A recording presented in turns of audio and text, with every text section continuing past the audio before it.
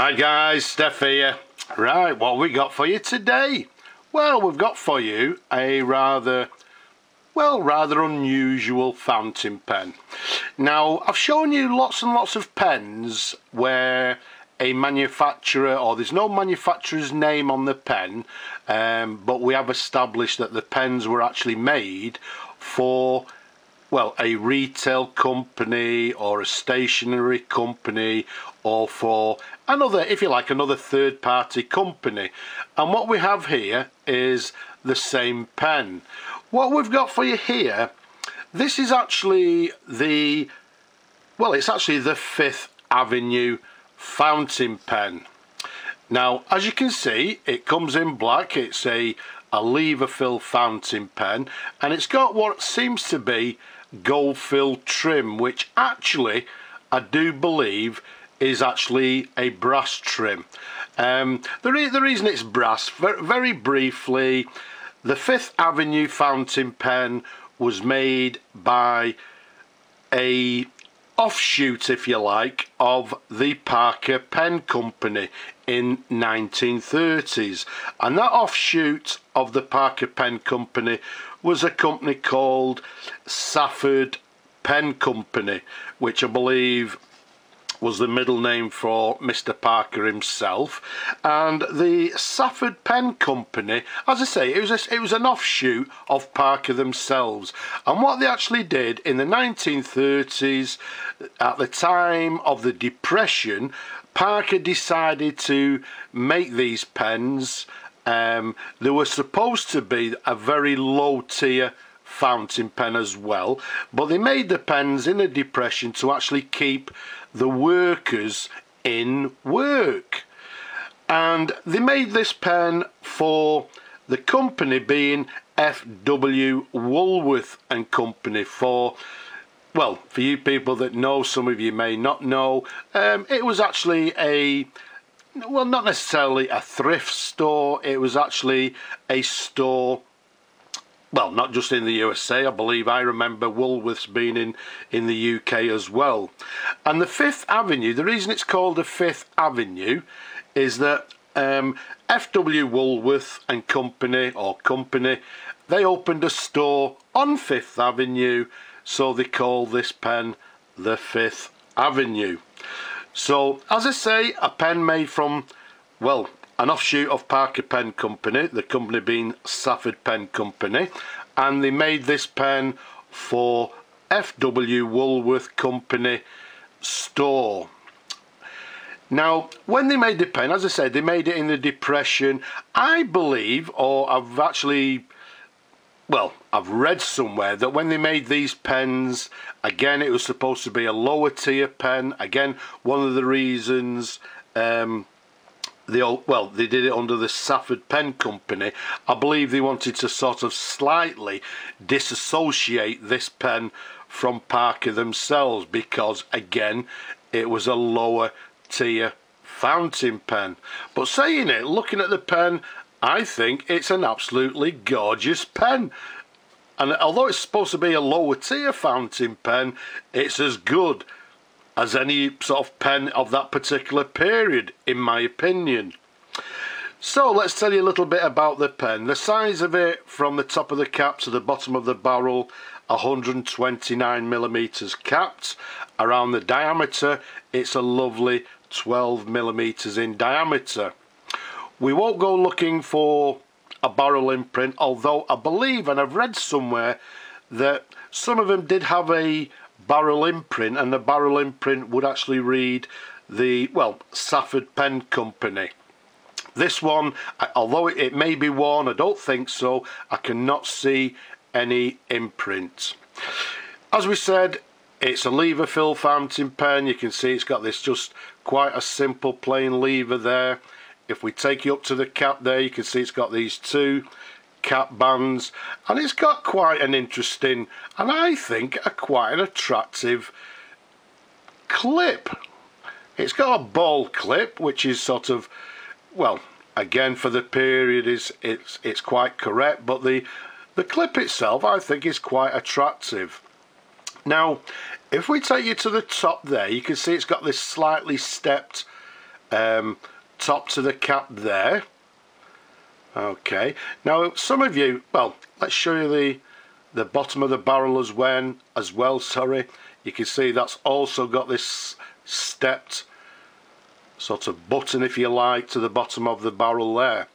But some of you will look at this material and say, oh well, that looks quite familiar. And yes, it does. Again, with it being a low-end fountain pen, I believe the Safford Pen Company or Parker, they actually used, I believe, sort of remnants and bits of pens that they had in the factory at the time, and they utilised the parts and the bits and bats to make these pens. And if you look at that there, that is very reminiscent of the jade green that we used in the Parker Dufolds of that particular period. So again, personally, I believe the green section there, this step button, if you like, to the top of the barrel, sorry, top of the cap and the bottom of the barrel, is the material that they used for the jade green Parker Dufolds at the time. So again, they may have had sort of bits hanging about, and they made these caps and these tops and bottoms out of the jade green material. So all in all, an interesting pen, an interesting history behind the pen. Again, in my opinion, there's nothing sort of low tier regarding this particular pen. I've also seen these pens in different colours, so once again, if they had different materials left over from a particular pen, I believe they may have made pens out of that material as well. But this one being this sort of nice black classy plastic material. Let's unscrew the cap for you. Let's give you a couple of little twirls, show you the pen in different angles. Again, in lovely condition, it's been fully restored, new sack fitted, etc. Let's take you up to this section. You can see quite an unassuming section. It's got a slightly concaved area to the middle, slight step towards the nib. Now, if we take you up to the nib, the only marking on this pen, as you can see on the nib there, nice and simply, it actually says 5th Avenue. Let's give you a sideways view, show you the feed underneath. You can see it's got quite a standard, what we term as a comb feed, again from that particular era. But again, let's show you the nib. Let's give you a couple of different angles, keep it nice and still. One thing that you'll also may notice, if I keep it very still, the nibs on these pens I believe were made from brass and steel. This one I believe being a steel nib, and again I believe they were made similar to the original dip nibs, or nibs that we use just to dip into the ink. Because if I keep it nice and still, you'll notice to the very end there's no tipping on the material. In fact, there's a slight, the nib to the very tip turns up slightly, which again is very reminiscent of the dip pen. I forgot what it's called. Do you have ever a period when your mind just simply stops? Yeah, the word I was looking for was nib. It's very reminiscent of the early dip nibs. So as you can see, and again let's keep it nice and still, give you a different angle to the very tip. As I say, no tipping material, just a slight upturn to the nib at the very end there. Okay, so with it being a dip nib, okay, we're not going to fill it, although I have actually put a new sack in the pen. There we go.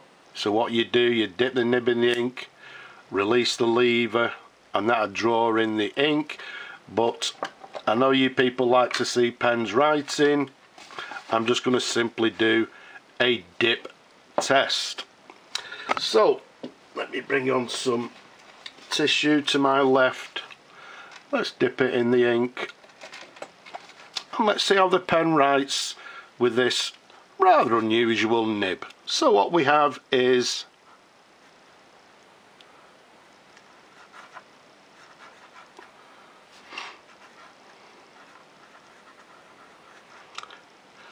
let's dip it once again. So we've got a Fifth Avenue fountain pen. We're dating this pen from the 1930s. As I say, from around about the Depression period was when the pen was actually made. I would say the pen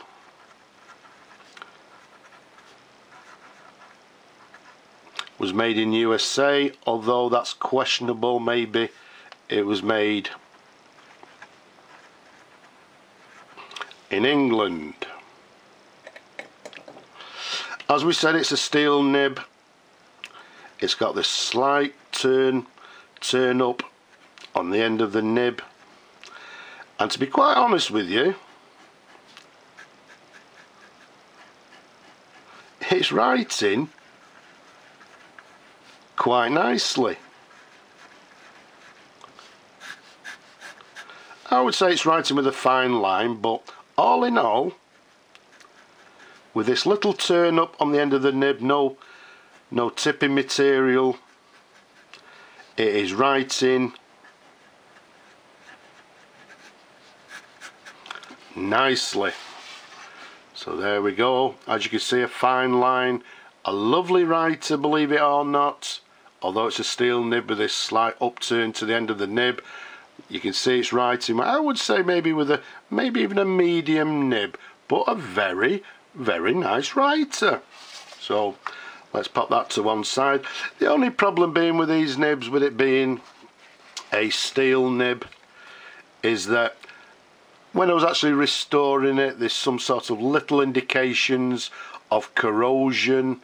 So I'm sure these nibs didn't last that long, so I'm sure they would have needed sort of replacement every so often. But lovely writer. Let's put the cap back on, which screws on, and there we have it. A very interesting pen. This is the Fifth Avenue, made by Safford Pen Company, which was an offshoot of Parker Pen Company, and it was made for the store F.W. Woolworth Company around about the 1930s, and as I said, in the Depression period, basically to keep the workers in work. I believe even when they was making these pens, they weren't getting paid as much as maybe the Parker people were, but it kept them in work. So I hope you've enjoyed looking at the pen. I'm sure you found it as interesting as I have. Thanks for watching. Don't forget, leave a comment below. Have you subscribed? If not, subscribe now. And if you possibly can, below, please support my work. But for now, I'll just say bye bye for now.